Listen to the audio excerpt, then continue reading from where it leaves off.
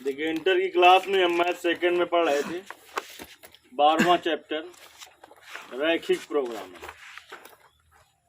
प्रश्नावली 12.1 इसके सवाल नंबर 8 तक हो गए थे। आज की क्लास में 9वां सवाल बताया जाएगा आपको। लेकिन 9वें सवाल में कह रहा है निम्न अवरोधों z बराबर दिया है -x+2y का अधिकतमीकरण ज्ञात कीजिए, यानी इसका अधिकतम मान ज्ञात करना है। क्या करना है इसका अधिकतम मान। z क्या होता है? उद्देश्य फलन। z क्या होता है? उद्देश्य फलन। तो देखिए z बराबर क्या हो गया,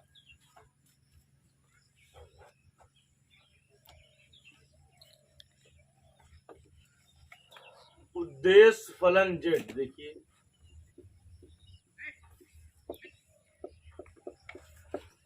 उद्देश्य फलन z बराबर -x+2y का अधिकतमीकरण कीजिए। अवरोध दिए हैं आपके पास, अवरोध या इन्हीं को क्या कहा जाएगा? समीकाएं। समीकाएं क्या क्या दिए हैं? x ग्रेटर देन और equal to 3, question number 1। x plus y equal to 5, question number 2। x plus 2y less than और equal to 6, question number 3। x greater than और equal to 0, question number 4। y greater than और equal to 0, question number 5। देखिए ये x बराबर नहीं लिखा, लेकिन ये दोनों होते हैं x ग्रेटर देन और इक्वल टू 0 और y ग्रेटर देन और इक्वल टू 0। अब हम लिखेंगे असमीकाओं के संगत रैखिक समीकरण। असमीकाओं के संगत रैखिक समीकरण। देखिए जब असमीकाओं के संगत रैखिक समीकरण लिखते हैं तो क्या होता है, जहां पर लेस देन और इक्वल टू या ग्रेटर देन और इक्वल टू लगा होता है, जहां पर लेस देन और इक्वल टू या ग्रेटर देन और इक्वल टू लगा होता है वहां पर इक्वल टू लगा देते हैं, तो असमीकाओं के संगत रैखिक समीकरण तैयार हो जाता है। तो देखिए x equal to 3, question number 6। x plus Y equal to 5, question number 7। x plus 2y equal to 6, question number 8। x equal to 0, question number 9 और y equal to 0, question number 10। तो इससे तो कुछ हल नहीं करना आपको, पहले वाले को। x बराबर 3, x बराबर a कौन सी रेखा होती है? y अक्ष के समांतर रेखा का समीकरण होता है x बराबर a। इन दोनों को हल कर लिया जाए। चलिए तो पहले हम कर रहे हैं हल x प्लस वाई बराबर 5 के लिए। देखिए x प्लस वाई बराबर 5 के लिए क्या हो जाएगा, बना लिया जाए। x y, देखिए x का मान 0, इसमें y का मान 5, y का मान 0 रखिए, x का मान 5। तो बिंदु a का निर्देशांक, बिंदु a का निर्देशांक 0,5 क्या होगा? बिंदु a का निर्देशांक 0,5। अब बिंदु b का निर्देशांक, ये है बिंदु a का निर्देशांक। अब बिंदु b का निर्देशांक 5,0 क्या होगा? बिंदु b का निर्देशांक 5,0। ठीक, चलिए अब हम आते हैं x plus 2y equal to 6 के लिए। देखिए इसके लिए बना लें x और y।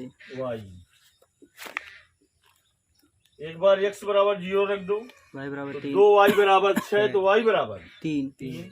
दोबारा y बराबर 0 रख दो, x बराबर 6। तो बिंदु C का निर्देशांक क्या होगा? 0,3। बिंदु C का निर्देशांक क्या होगा? 0,3। बिंदु C का निर्देशांक होगा 0,3। बिंदु डी का निर्देशांक क्या होगा? बिंदु डी का निर्देशांक क्या होगा? 6 कामा 0। अब देखिए पहले हम चित्र बना लें, तब हमें पता चलेगा कि प्रतिच्छेद बिंदु की जरूरत पड़ेगी कि नहीं पड़ेगी। पड़ेगी तो ज्ञात कर लेंगे। चलिए, बिंदु देखने के बाद हमें ये पता चला, क्या पता चला?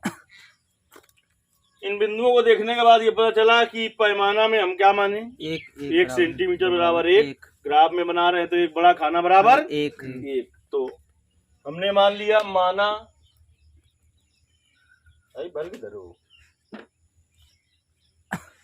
माना 1 सेंटीमीटर बराबर 1। चलिए बना रहे हैं, देखिए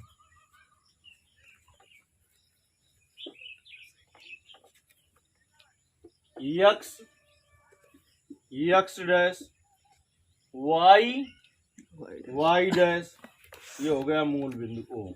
0 कामा 0, 1 2 3 4 5 6 7, 1 सेंटीमीटर चिन्ह लगा रहे हैं। 1 2 3 4 5 6 7 8। बिंदु ए का निर्देशांक 0,5, ये है ए। 0,5। बिंदु बी का निर्देशांक 5,0, ये है बी। 5,0। ए से बी को मिला दीजिए सीधे पटरी रख के। बिंदु सी का निर्देशांक 0,3, कहाँ है सी?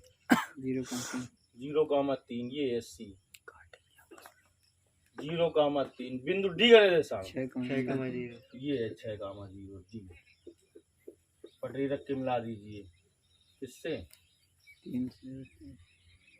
आप समझिए। इसके बाद क्या समझना है? प्रतिच्छेद बिंदु की जरूरत पड़ेगी, यानी किन किन समीकरणों में दूसरे को काटा है? 7 और 8 में। 7 और 8 को हल कर लें तो प्रतिच्छेद बिंदु ई का निर्देशांक निकल आएगा। ठीक, देखिए भाई, समीकरण 7 और 8 को हल कर लें तो समीकरण 7 में 8 घटा दें, समीकरण 7 में 8 घटा दें, तो समीकरण 7 में समीकरण 8 घटाने पर, घटा दो 7 में 8, चाहे 8 में 7 घटा देते। चलिए 7 में 8 घटा रहे हैं। x प्लस वाई बराबर 5, तो x प्लस 2y बराबर 6 घटा दो, माइनस माइनस माइनस, इससे कट गया। माइनस वाई बराबर minus 1 minus minus plus Y बराबर 1। y का मान समीकरण 7 में रख दें चाहे 8 में, 5, समीकरण 7 से, समीकरण 7 से x प्लस वाई बराबर 5, तो रख दीजिए y का मान 4 है।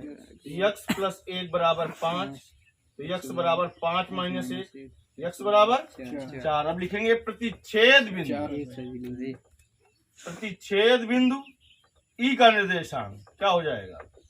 4,1, 4,1 प्रतिच्छेद बिंदु निकल आया। अब देखिए, अब रेखा भी कौन से खींचनी है? x बराबर 3 की। ये होगी रेखा x बराबर 3। ये कौन सी रेखा है? x बराबर 3। इस रेखा ने एक बार ए बी रेखा को काटा है, तो इसे f लिख दें, x बराबर 3 रख दो ए बी रेखा में, यानी ए बी रेखा ये है जी। इसमें x बराबर 3 रखो, 3,2, तो y का मान 2 आ जाएगा। 3,2 समझ गए जी। समीकरण हमने 6 और 7 को हल कर लिया है, तो इसमें x बराबर 3 रख दिया तो y का मान कितना निकल आया? 2। अब देखिए इसी समीकरण ने x बराबर 3 ने इसको काटा है, तो x बराबर 3 इसमें रखो, 3 धन 2 y बराबर 6, 3/2, 3/2, तो 2y बराबर 6 माइनस 3, तो y बराबर 3/2। तो प्रतिच्छेद बिंदु A B C D E F G, G का निर्देशांक क्या निकलेगा इसका? 3,3, x का मान रखा है 3, तो y का मान 3/2। आई बात समझ में जी। जब आप माप कर बनाएंगे ना, इससे कहाँ जा रहा है ये 2 के सामने, जब नाप कर आप चित्र बनाएंगे तो वास्तव में 3/2 मतलब 1.5 के सामने आएगा। इतनी बात समझ में आ गई सभी को। आप देखिए तीनों समीकरणों को मूल बिंदु से संतुष्ट कराएंगे और उभयनिष्ठ भाग आलेखित किया जाएगा। चलिए तीनों को संतुष्ट कराते हुए समझते जाएंगे और फिर उभयनिष्ठ भाग आलेखित कर देंगे। तो लिखेंगे पहली असमीका। क्या है पहली असमीका? पहली असमीका क्या है बताओ? x less than or equal to 3 less than sorry greater x greater than or equal to 3 को मूल बिंदु से संतुष्ट कराने पर तो आ जाएगा 0 greater than or equal to 3। 0 बड़ा है 3 से या 3 के बराबर है, तो न बड़ा है न बराबर है। कैसी बात है? असत। तो पहली असमीका है मूल बिंदु से असंतुष्ट, इसलिए इसका आलेख जाएगा मूल बिंदु से बाहर की ओर। तो देखिए इसका ये सब भाग, ये पूरा भाग बाहर की ओर जाएगा। तो आप समझ रहे हैं यहां से लेकर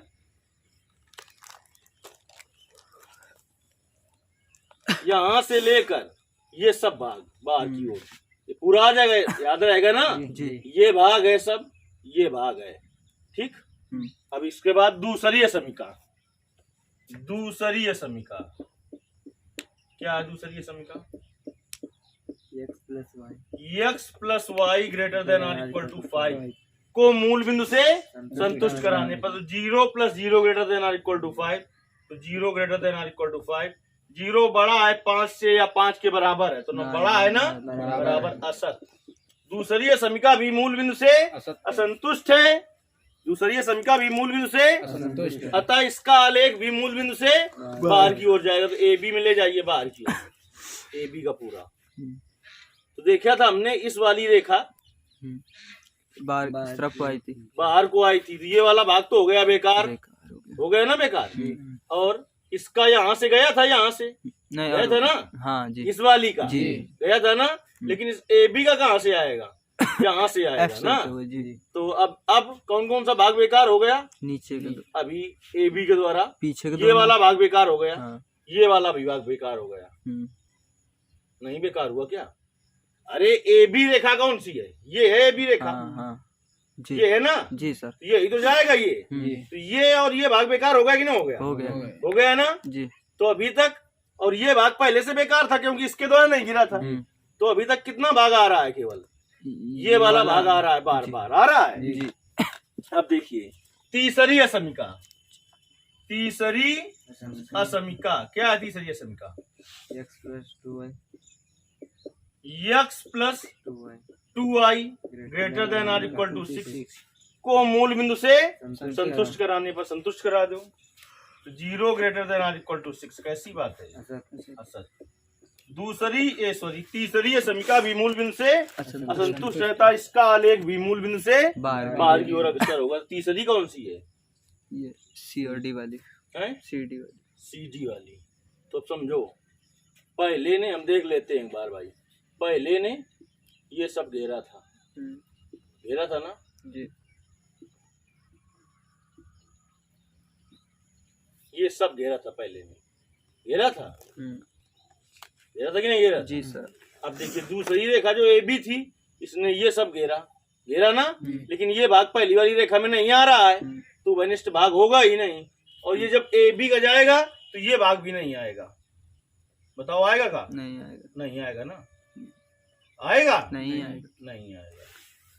ये भाग भी नहीं आएगा। कब?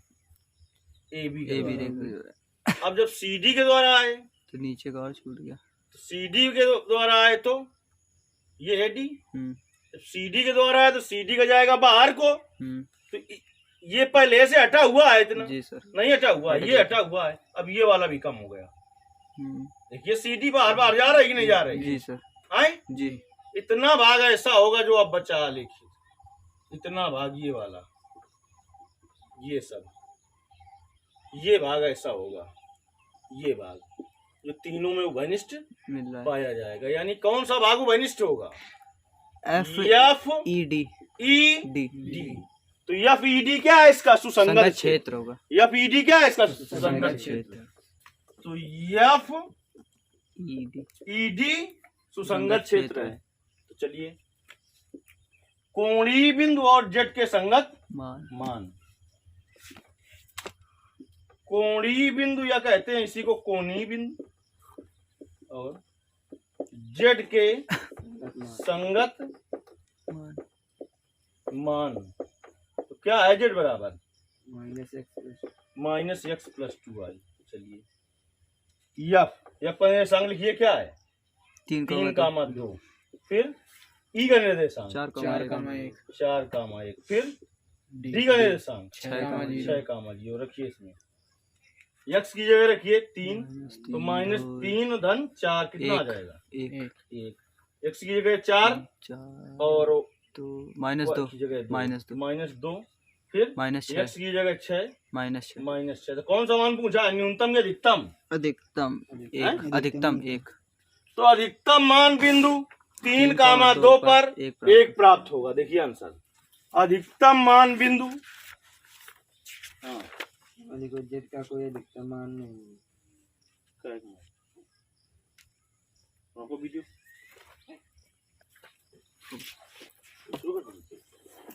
देखिए जेड का अधिकतम मान हमें 1 प्राप्त हुआ, लेकिन ये जो क्षेत्र है सुसंगत क्षेत्र का ये अपरिबद्ध है, यानी इसका कोई निश्चित एरिया नहीं है कि कहाँ तक जाएगा। देखिए जेड का जो हमें अधिकतम मान जो है वो 1 प्राप्त हुआ है, लेकिन जो सुसंगत क्षेत्र जो हमें प्राप्त हुआ है इसका कोई एरिया का कोई बाउंडेशन नहीं है कि कहाँ तक ये बिंदु फैले हुए हैं। सुसंगत क्षेत्र पर अनेक ऐसे बिंदु होंगे जिस पर अधिकतम मान प्राप्त होगा। क्यों? अब इस सुसंगत क्षेत्र अधिकतम मान कितना है 1 है। लिखेंगे अधिकतम मान 1 है, परंतु सुसंगत क्षेत्र का जो क्षेत्र है वो कैसा है, परिबद्ध नहीं है, यानी कि एक निश्चित एरिया में नहीं है। ये कहाँ तक फैला हुआ है इसकी कोई सीमा नहीं है, इसलिए हम इसका कोई अधिकतम मान प्राप्त नहीं कर सकते हैं। ये लिखना पड़ेगा अधिकतम मान कितना है 1 है। लेकिन जो सुसंगत क्षेत्र है इसका जो सुसंगत क्षेत्र है इसके द्वारा घेरा गया जो क्षेत्र है वो परिबद्ध नहीं है, निश्चित नहीं है, यानी इस पर अनेक बिंदु ऐसे प्राप्त होंगे जिस पर मान अधिकतम प्राप्त होता रहेगा।